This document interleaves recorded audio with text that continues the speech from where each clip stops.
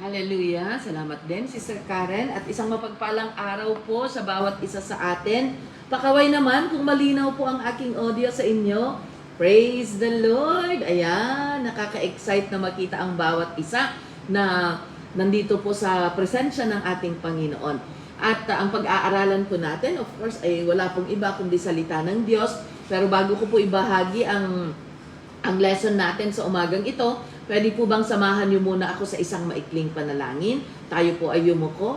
Hallelujah! Salamat po, O Diyos, sa pagkakataong ito na kami na naman po ay matuturuan sa pamamagitan po ng iyong mga banal na salita. At salamat po, O Diyos, dahil alam po namin, O God, na Lord, ang mga salita mo ay buhay, ang mga salita mo ay ilaw po para po igabayan kami, para po maging ilaw po ng aming mga buhay, para magawa po namin ang iyong mga kautusan, Panginoon. At muli po, isinusuko po namin ang aming buhay sa iyo, ang lahat po ng aspeto, O God, isip, puso, at even yung aming katawan, Panginoon, ay Lord, lukuban mo kami, sakupin mo kami, para sa ganon, Panginoon, ay makapag-focus po kami sa mga salita na aming mapapakinggan, Panginoon. At dalangin din namin, O Diyos, ang iyong banal na Espiritu na siyang kumilos sa aming kalagitnaan para ipaunawa po sa amin ang mga salita mo, Panginoon. Dahil hindi po namin kayang unawain kung wala po ang iyong banal na Espiritu na siya pong magtuturo sa amin sa umagang ito. At Lord, ako po ay instrumento mo lamang. Wala po akong kapangyarihang makapagligtas, Panginoon. Wala po akong kakayanan na baguhin ang buhay ng bawat isa. Pero salamat dahil Lord, ikaw na aming sinamba at ikaw na aming itataas at ikaw, Panginoon, na tagapagturo sa amin ang siyang makakapagpabago, makakapagpagaling at makakapagbigay ng kaligtasan sa bawat isang susunod at makikinig sa iyong mga banal na salita, Panginoon. Salamat po, ito po ang aming samot dalangin sa pangalan ni Jesus. Amen and amen. Okay. So ang pag-aralan po natin sa umagang ito, mga kaibigan, ay tungkol po sa sa destructive power ng pride. Nakakasirang epekto ng pagiging mayabang or pagiging palalo or pagiging ano pa ba ang Tagalog ng pride, ano? Yung mayabang, yung mapagmataas. Kasi sabi po ng salita ng Panginoon ay ito po ay humahantong sa kapahamakan. Yan po ay nasusulat sa Proverbs chapter 16 verse 18. Na kung titignan po natin, Proverbs chapter 16 verse 18, it says here, tignan po natin, basahin natin lahat para makita po natin. Nasabi niya dito, pride goes before destruction and a haughty spirit before a fall. Ang kayabangan ay humahantong sa kapahamakan at ang pagiging mapagmataas ay ibabagsak. Kaya napakadelikado po. Kaya pag-aralan po natin. Dahil hindi po natin minsan namamalayan, ano? Kung bakit po nagkakasira-sira ang ating buhay or kung bakit po parang magulo yung buhay natin. Ano? Minsan sasabihin natin, may mga tao na nagsasabi, nagsisimba naman ako, kilala ko naman ang Panginoon, nagbabasa naman ako ng salita ng Diyos, pero hindi po kasi sapat yon, okay? Kailangan po na gawin natin kung ano ang isinasabi ng salita ng Panginoon. At kadalasan po, ang pride po kasi magaling magtago. Magaling magtago po kasi sa puso at isip ng bawat isa sa atin. And ako din po, hindi po ako exempted. Okay? Kaya mag-aaral tayong lahat para tayo ay hindi humantong sa kapahamakan. Dahil ito po ang kahahantungan ng pagiging mayabang, mapagmataas, o pagiging palalo. Okay? At alam nyo po, ang pride, ito po ay ito po yung kasalanan ni Satan kung bakit po siya bumagsak dito sa lupa. Alam niyo po si Satan, bago po siya naging Satanas, siya po ay si Lucifer. Napakaganda po niyang anghel sa langit. Napakagaling niyang musikero. Napakagaling niyang mang-aawit. Siya po ay isang worship leader sa langit. At dahil sa galing niya, ayan, nalulugod ang Panginoon sa kanya. Tapos, pero ang masama, yung galing niya pumasok sa kanyang utak, sa kanyang isip. Kaya yan, mga kapatid, pag-ingatan natin. Kung tayo po ay binibigyan ng Panginoon ng kagalingan, binibigyan tayo ng maraming kakayahan ng ating Panginoon, huwag po nating hayaan na yan po ay magbigay sa atin ng ng pride or pagiging, wag nating hayaan na yan ang maging dahilan para maging mapagmataas tayo at aangkinin natin o kaya iisipin natin na kayang-kaya na nating mabuhay na kahit po wala ang ating Panginoon. Kasi yan po ang nangyari kay Lucifer. Napakaganda niyang nilalang sa langit. Pero dahil sa kanyang katalinuhan, dahil sa kanyang kagalingan, ang ganda pa niyang anghel. Dahil sa kanyang kagandahan, ayan, naging bumilib na siya sa kanyang sarili at gusto pa niyang angkinin pati ang trono ng Panginoon. Gusto pa niyang lampasan yung kapangyarihan ng ating Panginoon. Kaya yan po ang nangyari at dahil sa kanyang pride, pagiging palalo at pagiging mapagmataas, ayan, ibinagsak siya ng Panginoon dito sa lupa. At siya po ay naging Satanas. Okay? Siya po na ngayon ang naging demonyo na siyang nag-aakay o siya naman yung nagkukumpanya para maakay niya ang bawat isa na mapabilang sa kanyang kaharian na pupunta sa impyerno. Alam niyo po ang kahantungan ng demonyo sa impyerno po mga kapatid. Kaya sabi po ng ating Panginoon, wag kaya binabalaan tayo ng salita ng Diyos na wag tayong sasapi sa Kanya, wag nating gagawin ang Kanyang ginawa. Kasi ang kahantungan ng isang pagiging palalo o pagiging mayabang ay walang iba po kundi ang kapahamakan. At ang mapagmataas, sabi ng Diyos, ibabagsak at ibabagsak ng Panginoon. Kaya yan, maaring sinasabi natin na, hindi naman mayabang nga ako pero hindi naman ako binabagsak ni Lord maganda pa rin ang buhay ko. Maaring ganun ang iniisip ng iba, Pero meron at merong pagkakataon, merong oras ang bawat isa sa atin na kung saan ibibigay ng Panginoon, i-fulfill ng Panginoon kung anumang kaparusahan ang igagawad sa atin. Kung bakit nadidelay ang ating punishment, It's because God is giving us the chance. Binibigyan tayo ng pagkakataon ng Panginoon na magbago. Binibigyan tayo ng pagkakataon at oras ng Panginoon na ma-realize sana natin ang mga pagkukulang natin at babalik tayo, magbabalik loob tayo sa ating Panginoon. Kaya hindi natin dapat ipinagmamalaki ang pagkakataon na, hindi nga ako pinaparusahan, hindi nga ako, mayaman pa rin ako kahit na ganito ang pinaggagawa ko. Minsan ganun ang mga reasoning ng mga tao. Pero merong timetable ang Panginoon. Okay? Ang pagiging palalo po or pagiging mayabang, mga kapatid, hindi lang po yung nagyayabang tayo na tayo ay merong ganito, may naipundar na ganito, may kayamanan, may mayaman, matalino, maraming achievements sa buhay. Hindi lang po yan ang pruweba or ebidensya na tayo po ay mayabang. Sometimes, if we do not cry out to the Savior, kung hindi tayo hihiling at dudulog sa ating Panginoon, that is also pride. Yung alam mo nang kailangan mo ng tulong, yung alam mo nang bagsak na bagsak ang buhay mo, yung alam mo nang hirap na hirap ka, pero hindi pa rin tayo tumatawag sa Panginoon, ay yan po ay isang pagpapakita na tayo po ay merong kayabangan sa ating buhay. Meron po tayong pride. Okay? Kasi sabi ko nga kanina, ang pride magaling magtago. Akala mo hindi ka mayabang kasi hindi tayo mayabang kasi hindi tayo nagyayabang, hindi natin sinasabi ang mga achievements natin or accomplishments natin. Pero hindi naman din tayo marunong dumulog sa ating Panginoon o hindi tayo marunong tumawag sa ating Panginoon. Yan din po ay isang pagpapakita na tayo po ay may pride sa ating mga buhay. Or kung meron pong mga pagkakataon at imbes na akuin natin yung ating pagkakasala o pagkakamali, ay ipinapasa po natin sa iba. Fault finding, ibig sabihin, nagtuturo ka, imbes na sabihin mo na, ay sorry ako po ang nagkamali, ay sorry ako po ang nakagawa niyan, sorry mga kapatid. Imbes na akuin natin, dahil sa pride, ay ayaw kong mapagalitan, ay ayaw kong ako ang maparusahan. Kaya, siya ang gumawa, siya ang nagsabi, siya ang nagtuturo tayo para may mapagalitan or para may maparusahan na iba kaysa akuin natin yung ating pagkakasala.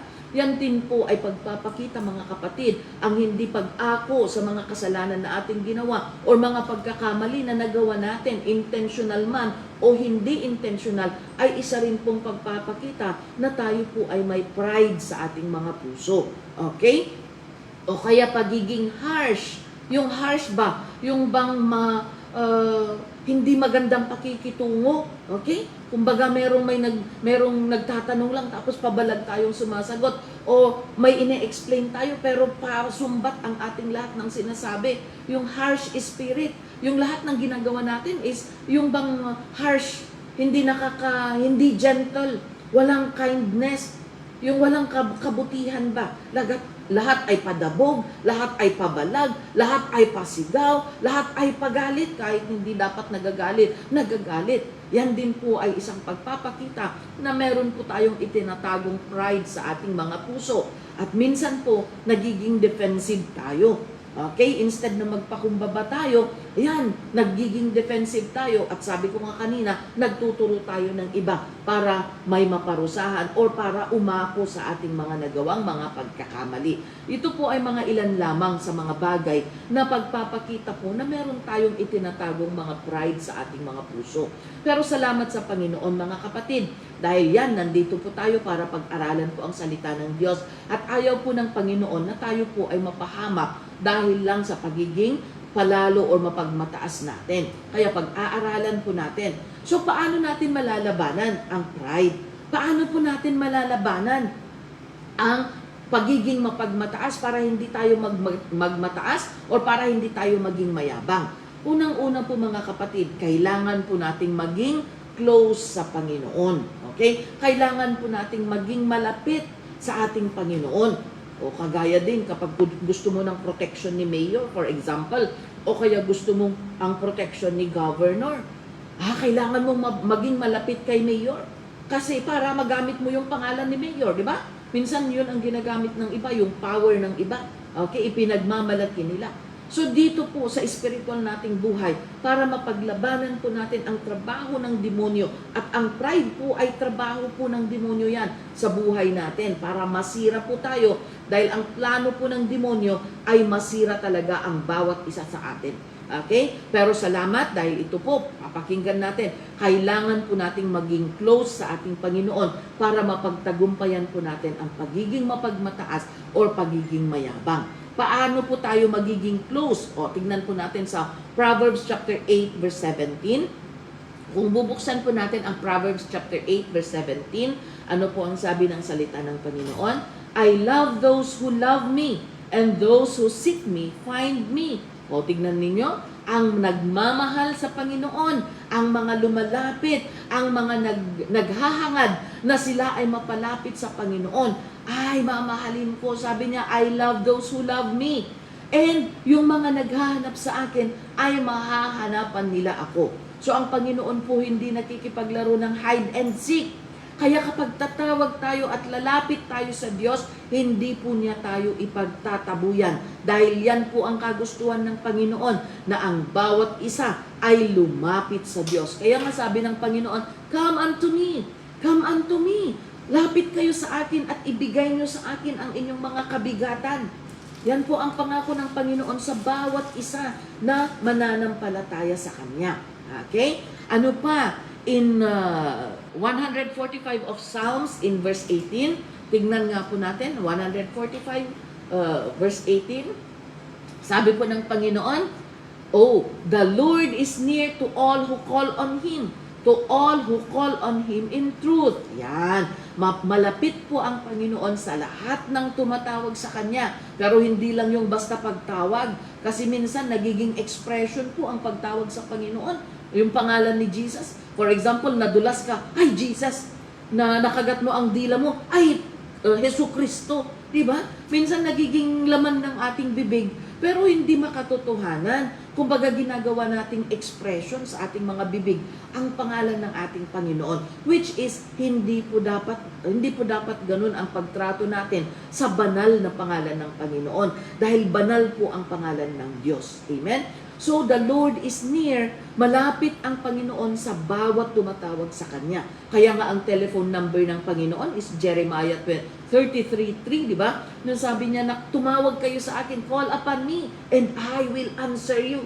O, hindi po nagtsatsapi ang Panginoon kapag tumatawag tayo. Hindi kagaya dyan sa Pilipinas na, ay, kapag matabunan lang ng konting dahon o kahoy ang signal, ayan, wala na, tsapi, di ba? Kahit nakikipag-usap ka, choppy ka. Diba? Pero sa Panginoon, wala pong choppy ang signal. Dire-diretso po dahil yan po ang gusto ng Diyos na tumawag po ang bawat isa sa atin sa pangalan po ng ating Panginoon at tutugunin po niya. Amen? So, paano po tayo magiging malapit? Ano? Baka ang tanong po natin, so paano po kami magiging malapit sa Kanya, sa Panginoon, Pastora? Nandito naman kami sa piitan. Hindi po kami makapunta sa church. Maaring ganun po ang katanungan natin.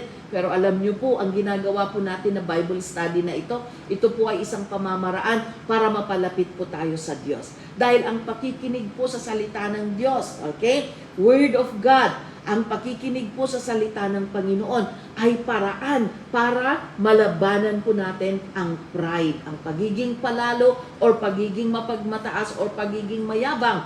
Malalabanan po natin sa pamamagitan po ng pakikinig ng salita ng Diyos. Kaya pagpalain po kayo ng Panginoon. Sabihin mo sa katabi mo, pinagpala ka ngayon dahil nakikinig ka ng salita ng Diyos. Sige, tapikin mo. Yes, pinagpala ka ngayon dahil nakikinig ka sa salita ng Diyos. Amen? Yan po ang sabi ng salita ng Panginoon. Hindi po babalik ang salita ng Diyos na wala pong nagawa sa buhay ng tunay na nakikinig sa salita ng Panginoon. At sabi niya sa Psalms 119 verse 11, paano po ba nagiging makapangyarihan ang salita ng Panginoon? Paano po natin magagamit ang salita ng Diyos para mapaglabanan ang trabaho ng demonyo sa ating mga buhay? Sabi po niya dyan, I have hidden your word in my heart so that I might not sin against you. Makapangyarihan po ang salita ng Panginoon. Kapag po pinapakinggan natin, itinatago po natin, inilalagay po natin sa ating mga puso para hindi po tayo magkasala. Paano po ba tayo pinoprotektahan ng salita ng Panginoon para hindi magkasala?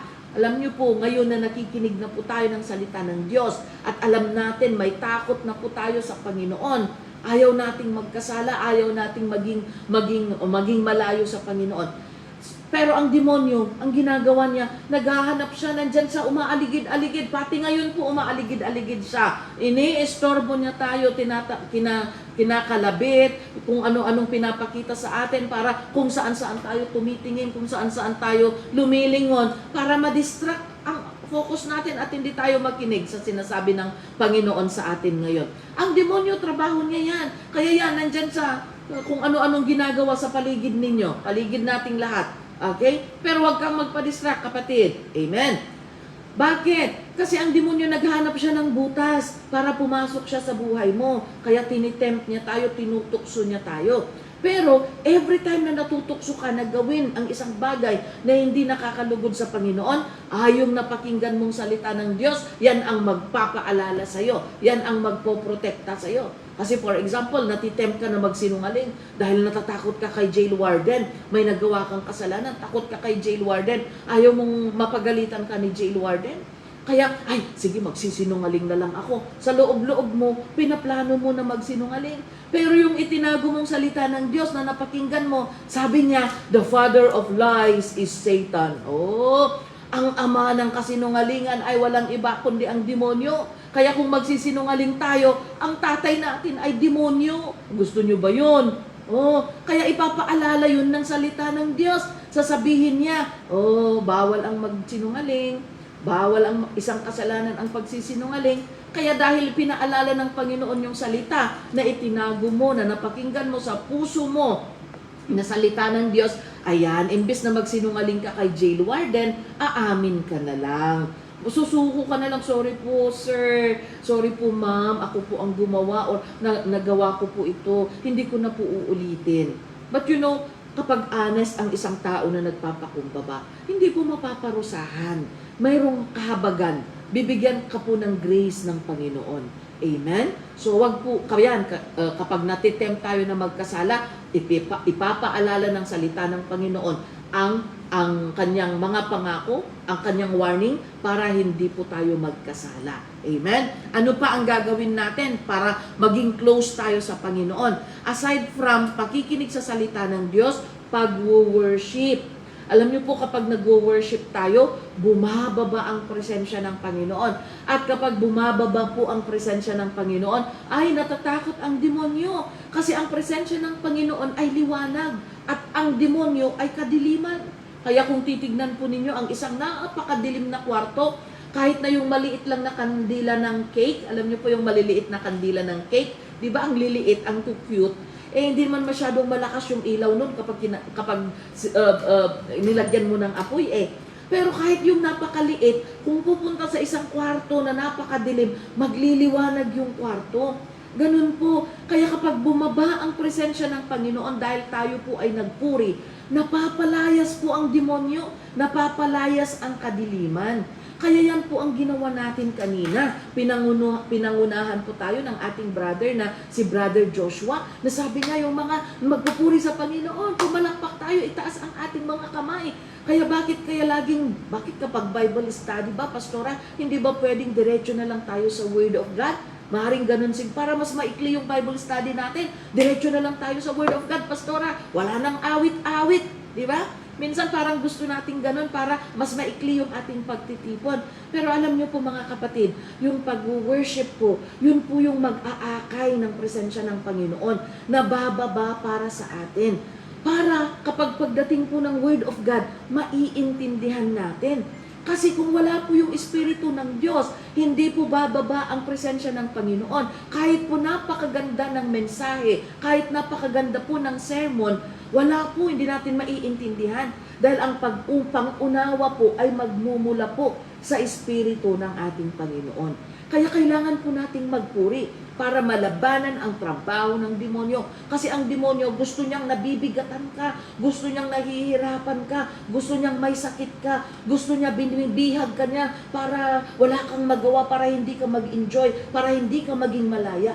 Pero alam mo kapatid, kung ikaw ay magpupuri, ay lahat ng tali ng demonyo makakalas, maaalis. Kagaya nila Paul and Silas, nung nagpuri sila, nakabilanggo sila sa loob ng piitan. Tapos tinali pa, meron pang mga kadena dito sa kanilang mga kamay at mga paa. Pero alam nyo, nagpuri lang sila sa Panginoon. Ay, nakalas lahat. Nabuksan pa ang pintuan ng preso o yung selda. Nabuksan. Nakalaya silang lahat. Ano ang ibig ipahiwatig nito mga kapatid? Ang pagpupuri po sa Diyos ay isang napakapangyarihan na magawa natin bilang mga tao para mapalayas po at maging malaya po tayo mula po sa mga trabaho ng demonyo na laging nagpapabigat sa atin o nagpapahirap po sa atin. Kaya huwag ka pong mahiya kapag every time na praise and worship, kung hindi pumapalakpak ang katabi mo, pumalakpak ka. Kahit parehong kaliwa ang paa mo, sumayaw ka, kapatid. Amen? Kaya tayong mga nasa Isabela, nasa Panabo, nasa Naga, nasa San Mateo, nasa Binalbagan, nasa Pasay, nasa Igacos, nasa Batak, walang video ang Batak. Nakikita ko po nasa open area kayo. Malaya kayong lumundag, malaya kayong sumayaw. Ang nakikita ko po sa taga-munting lupa, alam niyo, during praise and worship, gusto po nilang lumundag, gusto po nilang sumayaw. Pero, tignan niyo po yung situation ng taga Muntinlupa City Jail Female Dorm. Nakaupo sila, limitado yung movement nila. Kasi, limitado yung space nila. I think hindi po sila nasa labas ng hall Nasa loob po sila ng selda nila. Tignan niyo po yung ceiling nila, nasa ulo na po nila. Kaya kahit gusto nilang tumayo, kahit gusto nilang itaas ang kanila pang mga kamay ng mas mataas pa, hindi nila magawa dahil may limitation. Naiintindihan po ng Panginoon yan. Ang puso po natin ang tinitignan ng Diyos. Pero tayo po na malaya mga kapatid, kayang-kaya nating lumundag, kayang-kaya nating magtaas ng kamay, yung pinakamataas na pagtataas ng kamay ay gawin po natin mga kapatid. Huwag po nating sayangin ang opportunity. Ang pagpupuri po sa Diyos. Huwag niyo pong isipin na, ay para naman kasing parang baliw. Baka sabihin ng ibang selda, ayan na naman, ang mga baliw, sumasayaw na naman. Kung ang kabaliwan sa Panginoon ay magdudulot sa iyo ng kaligtasan, bakit hindi mo gagawin? Di ba? Kung ang kabaliwan sa Panginoon ang magdudulot sa iyo ng kagalingan, bakit hindi natin gagawin? Kung ang kabaliwan sa Panginoon ay ang magdudulot ng tugon sa kaso mo, bakit hindi mo gawin? Di ba? Bakit ang gamot mapait? Pero yan ang magbibigay ng lunas sa atin. Kaya kahit mapait, iniinom natin kasi gusto nating gumaling. Ganon din po sa pagsamba sa Diyos.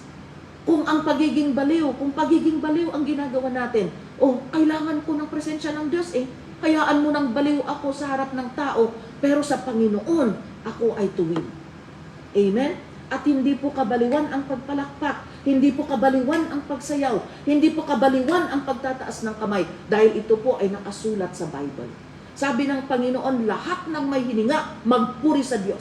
Lahat ng may hininga, itaas ang kamay. Lahat ng may hininga, pumalakpak at magsumigaw ng kanilang pagsamba sa Panginoon. Yan po ay utos ng Panginoon, mga kapatid. Kaya wag po tayong mahiya. Huwag kang matakot. Ikaw, kapatid, ang nangangailangan ng pagkilos ng Diyos. Kaya kung kailangan mo ng pagkilos ng Diyos, huwag mong limitahan ang gagawin mo para sa Panginoon. Kasi ang Panginoon, tinitignan niya. Sinasabi niya, sino ba sa mga taong ito ang gumagawa ng aking kalooban? At ora mismo, gagawin ko ang kanyang kahilingan. Ang Panginoon po ay kayang-kaya niyang gumawa ng milagro sa ating mga buhay, mga kapatid. Amen? Kaya huwag po tayong matakot na mag-worship sa Panginoon. Ano pa ang gagawin natin? Panalangin, mga kapatid. Manalangin po tayo. Ang panalangin po, yan po ang communication natin sa Panginoon. Habang nananalangin ka, nakikipag-communicate ka sa Panginoon. At habang, kagaya din ng tao, pag palagi silang nagkukwentuhan, nagiging close sila, di ba? Mas lalo mong nakikilala ang kaibigan mo. Habang kayo ay nagkukwentuhan, mas lalong lumalalim ang relasyon ninyo. Ganyan din po sa panalangin. Habang tayo po ay nakikipag-usap sa Panginoon, at alam niyo po ang panalangin, hindi po yung, Lord, gusto ko ng ganito, gusto ko ng ganito, gusto ko ng ganito, gusto ko ng ganito. Hindi po. Papurihan po muna natin ang Panginoon. Lord, sinasamba kita. Salamat sa buhay na ibinigay mo sa akin. Thank you, Lord, sa kalakasan. Thank you, Lord. At buhay pa kami. Thank you, Lord. At masaya kami ngayon sa araw na ito. Thank you, Lord, wala kaming sakit. Marami nang umuubo o nagkakasipon o marami ng mga sakuna na nangyayari. Pero salamat Panginoon, buhay kami. Okay? Papurihan po natin muna ang ating Panginoon. Pasalamatan natin. Tsaka po tayo humiling. Amen? Tsaka po natin sabihin ang mga bagay na gusto nating sabihin. At kapag nanalangin ka, believe na natanggap mo na. Yan po kasi ang pananampalataya. Kahit hindi po pa nakikita, paniwalaan mo na natugunan na. And it will be yours, sabi ng Panginoon. At makakamtan mo kung ano man ang hinihiling mo sa Panginoon na sinasabi mo or sinasambit mo na may pananampalataya. Kaya wag po tayong sumuko, wag po tayong tumigil, hindi mo man nakikita kung ano ang ginagawa ng Panginoon sa buhay mo, wag kang titigil dahil meron at merong ginagawa si Lord sa buhay natin. Okay, ano pa ang gagawin natin? Pag-fellowship para sa ganun ay maging close po tayo sa Panginoon, kagaya ng ginagawa natin. Praise the Lord sa technology dahil kahit hindi po tayo nagkikita-kita face to face, ayan, meron pong Zoom para makita po namin kayo. Kaya yan, meron tayong mga kapatid from Canada, meron tayong mga kapatid from Hong Kong, from Macau, meron pa minsan sa Europe, meron pa minsan sa USA, merong Cambodia, merong Laos, saan ka pa? Hindi tayo magkakasama pero maraming bansa ang kasama ninyo, kaya marami pong nananalangin sa inyo, mga kapatid. Kaya yan po ang palagi naming paanyaya na isulat po ninyo ang inyong mga prayer request dahil marami po kaming nananalangin para sa inyo.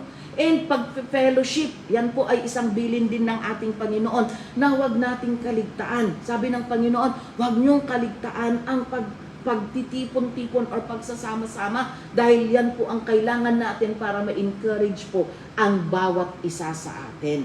Amen? Kasi habang nakikita mo na, ay, buti pa ang mga taga-BJMP, masasaya sila kahit nakabilanggo sila. Meron pa yung isang BJMP na nasa loob sila ng rehas, hindi sila napapalabas. So nandun sila parang yung mga parang naka-cage ba ng mga animals na nakaganon doon sa mga rehas. Amen? Pero pag nakikita natin sila, ay buti pa sila, masaya sila. O magsasaya din ako. Ako nga na nandito sa labas, may laya, pero hindi ako nakakapagsaya. Kaya habang nakikita natin na ang iba, yung situation ng iba, nai-encourage tayo. Amen? Yan, kaya mas marami, mas maganda na nagtitipon-tipon para mapalakas po ang bawat isa sa atin.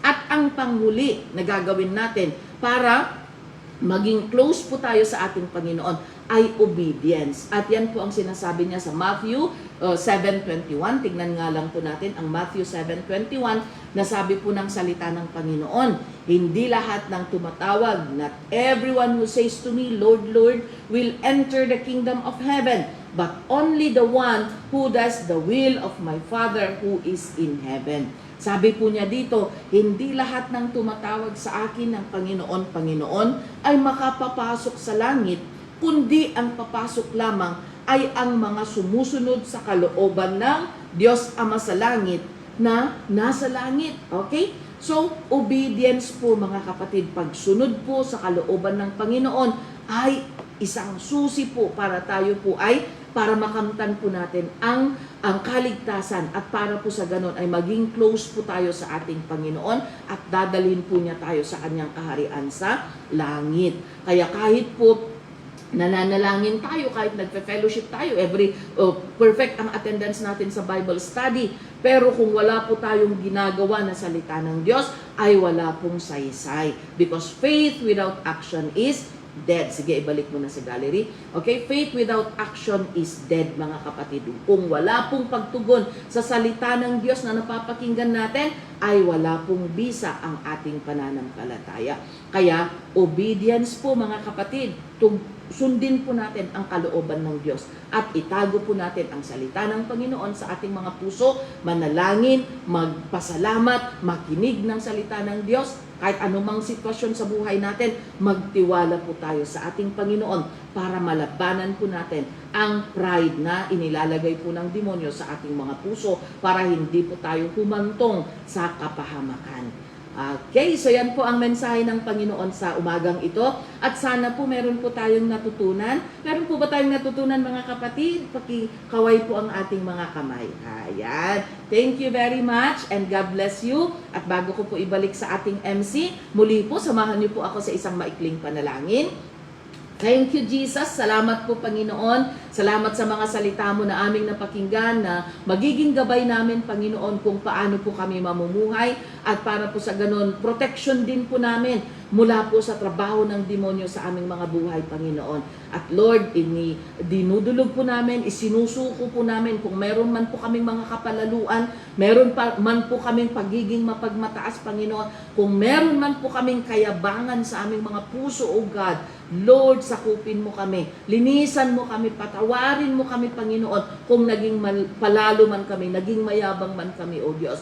Salamat sa mga salita mo na nagpaalalang muli sa amin na hindi po makakatulong ang pagiging mapagmataas, bagkus ito po ay magdudulot sa amin ng kapahamakan. Salamat, Panginoon, sa pagliligtas mo sa amin, O God, dahil ayaw mo po kaming mapahamak, Panginoon. At Lord, muli po, bantayan mo kami, lukuban mo kami ng iyong makapangyarihang dugo para hindi po kami magkasala sa iyo, O Diyos. Salamat po at Lord, I pray for your blessing to be upon your people now. Salamat, O God. This is our prayer in Jesus' name. Amen and amen. Thank you, mga kapatid, at hanggang sa muli. Binabalik ko po sa ating MC. Praise the Lord. Hallelujah. Palakpak po ka sa ating Panginoon. Maraming salamat po, puri po Panginoon, sa buhay po ng ating tagapagsalita ngayong umaga.